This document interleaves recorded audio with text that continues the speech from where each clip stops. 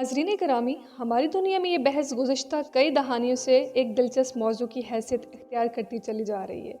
क्या इंसान के लिए मुमकिन हो सकता है कि वो अपनी ही बनाई हुई किसी मशीन की मदद से ज़मान व मकान से आज़ाद होकर ज़िंदा रह सके, जबकि जदीद दौर में इसे टाइम ट्रैवलिंग का नाम दिया जाता है। अगर आप इस मौजू से दिलचस्पी रखते हैं तो फिर ये भी जानते होंगे कि अब तक कई एक वाक़यात हमारी इस दुनिया में रौनमा हो चुके हैं जो कि इसकी मुमकिनात पर दलालत करते हैं। बल्कि इसी से मिलता जुलता एक पुरअसरार मौजू भी बरसों से हमारी हैरतों में इजाफे का सबब बन रहा है। ये ज़मीन जो कि हज़रत इंसान का आबाई और जद्दी पुश्ती घर है, इसमें कोई और भी शरीक खाता हो सकता है? क्या ये मुमकिन है कि हमारे इर्द गिर्द भी कोई और ऐसा सियारा हो जहाँ पर हमसे मिलती जुलती यानी शऊर की हामिल मखलूक आबाद हो, कभी कभी अपने पड़ोस यानी ज़मीन पर वक्त गुजारने के लिए ज़बरदस्ती के मेहमान की सूरत में आए और अपनी एक शब्द खाकर चली जाए। हाजरीन, मैं हूं उम्मे लैला और आप देख रहे हैं स्टोरी लाइन। बगैर वक्त ज़ाय किए शुरू करते हैं। आज हम टाइम ट्रैवलिंग और इखलाई मखलूक की मौजूदगी के दौर में वाक़यात को अपनी बुनियाद बनाकर ये जांचने की कोशिश करेंगे कि इसके पीछे किस कदर सच्चाई मुमकिन है। लेकिन इससे कबल हस्बे रिवाज चैनल पर नए आने वाले दोस्तों से गुजारिश है कि पहले हमारे चैनल को सब्सक्राइब करते हुए साथ मौजूदा घंटी के बटन को भी दबा दिया जाए ताकि हमारा ये साथ तादेर कायम रह सके। मुअज़्ज़ज़ ख़वातीन और हज़रात, ये एक तारीख़ी सच्चाई है जिसका रिकॉर्ड आज भी जापान के सफ़रकारी दस्तावेज़ात में मौजूद है। ये 1954 की एक सुहानी सुबह का वाक़या है जब जापान के दारुल खिलाफ़े के एक बोट पे एक जहाज़ उतरा और उसमें से एक मुसाफिर जिसकी शक्ल और शबाहत बिल्कुल इंसानों की तरह थी, उसने एक ब्रीफ केस उठा रखा था जिसे देखकर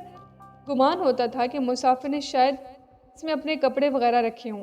सब कुछ बिल्कुल मामूल के मुताबिक था, लेकिन जब वो अजनबी मुसाफिर एयरपोर्ट के अंदरूनी हदूद से बाहर निकलने वाले गेट पर पहुंचा,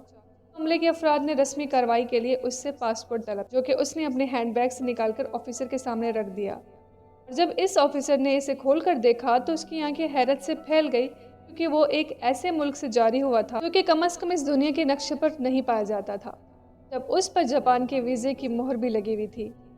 ऑफिसर अभी दिल ही दिल में सोच रहा था कि शायद इस अजनबी मुसाफिर का पासपोर्ट बनते वक्त इसमें प्रिंटिंग की गलती की वजह से मुल्क का नाम गलत लिख दिया गया हो। लेकिन उस वक्त उसकी हैरत का एक और शदीद झटका लगा जब उस शख्स ने उसे कहा,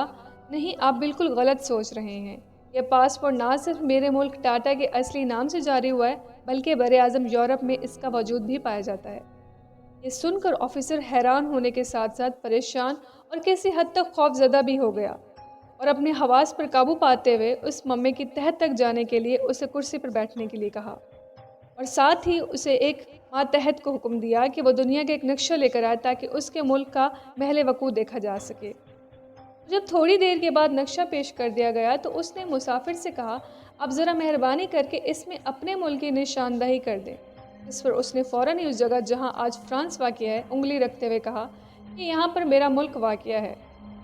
जब ऑफिसर ने एतराज़ में कहा कि मोहतरम, यहाँ तो फ्रांस लिखा हुआ है, उस पर उस अजनबी ने मुस्कुराते हुए कहा, ये बात भी आप भी नहीं समझ सकेंगे। इसके इत्मीनान की वजह से अमले ने उसे एक मकामी होटल में ठहराया कि असल बात तक पहुँचा जा सके और साथ ही उसके कमरे के बाहर 2 पुलिस एहलकारों की ड्यूटी लगा दी तो वो हर लम्हा इस पर नज़र रखें। लेकिन इसके बाद जो कुछ हुआ वो किसी भी तरह आताए शोर में नहीं लाया जा सकता।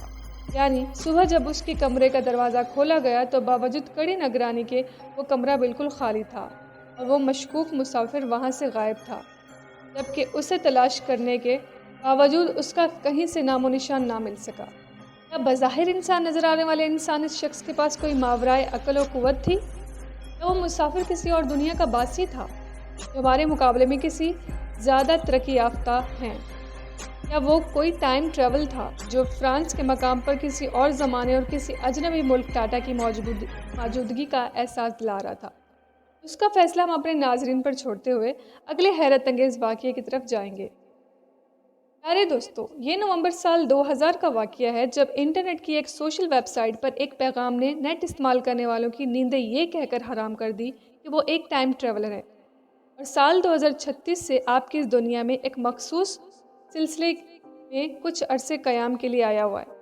उसने अपने इस पैगाम में ये भी लिखा कि मैं 1975 में यहाँ से सफ़र करके 2036 में कंप्यूटर IBM के हसूल के लिए चला गया था। جو کہ ہماری ٹیم کی ضرورت تھا، اور اب واپسی کی سفر میں میں کچھ عرصے کے لیے یہاں رک گیا ہوں۔ ناظرین گرامی، اس اکاؤنٹ کا نام جان ٹائٹر تھا، جس نے نہ صرف انٹرنیٹ استعمال کرنے والوں میں کھلبلی مچا دی بلکہ دنیا بھر کے میڈیا پہ بھی اس کے بارے میں مختلف قیاس آرائیاں ہونے لگیں۔ لیکن لوگوں کی اکثریت کا خیال تھا کہ یہ ایک جعلی اکاؤنٹ ہے جس کو استعمال کرنے والا شخص اپنے کچھ مخصوص مفادات رکھتا ہے، جس پہ جان ٹائٹر نے اپنی حیثیت یا حقیقت کو ثابت کرنے کے لیے اپنی ٹائم مشین کا پورا ڈیزائن فوٹو بھی لوگوں کے ساتھ شیئر کیا، جبکہ مزید اطمینان کے لیے اس نے 2036 سے قبل پیش آنے والے چند ایک اہم واقعات کے بارے میں پیش گوئیاں بھی کی تاکہ اپنی سچائی کا یقین دلا سکے، جن میں سے اس نے یہ دعویٰ کیا کہ امریکی ریاست پیرو میں خطرناک زلزلہ آنے والا ہے، اور پھر دنیا نے دیکھا کہ 23 جون 2001 کو پیرو ایک خوفناک زلزلے سے لرز اٹھا، جس کے نتیجے میں ایک بڑی تباہی امریکہ کا مقدر بن کر رہ گئی۔ اس کے علاوہ اس شخص نے یہ بھی کہا تھا کہ تقریباً 1 سال کے بعد خلا میں ایک بڑا حادثہ رونما ہونے والا ہے، جس کے بعد یہ بات بھی ریکارڈڈ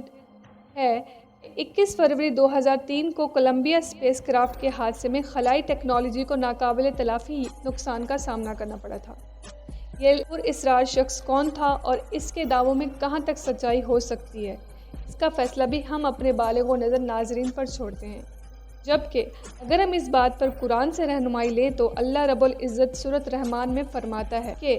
اے گروہ جن و انس، اگر تم سے ہو سکے تو اللہ کی حدود ارض و سماء سے نکل جاؤ، اور بغیر زور کے تم ایسا ہرگز نہیں کر سکو گے۔ اور ہمیں امید ہے کہ صاحبان خبر، یہاں زور سے مراد یہاں علم ہی ہے، جو کہ طاقت کو اصل نقید تسلیم کیا جاتا ہے کہ سورۃ البقرہ میں ارشاد ربانی ہے، وہی نہیں جو اس کے علم کا احاطہ کر سکے مگر جتنا وہ چاہے۔ گویا یہ اللہ کا اختیار اور بصیرت ہے کہ کون کتنے علم کا اہل ہو سکتا ہے، لیکن اس کا فیصلہ ہم نہیں کر سکتے کہ کس کو کتنا علم دیا گیا ہے، مگر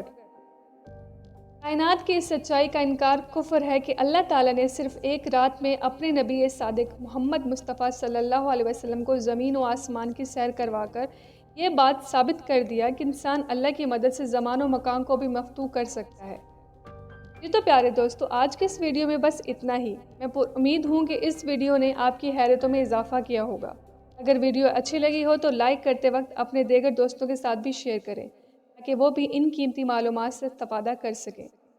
آپ سے ملاقات ہوگی اگلی ویڈیو میں، تب تک اللہ حافظ۔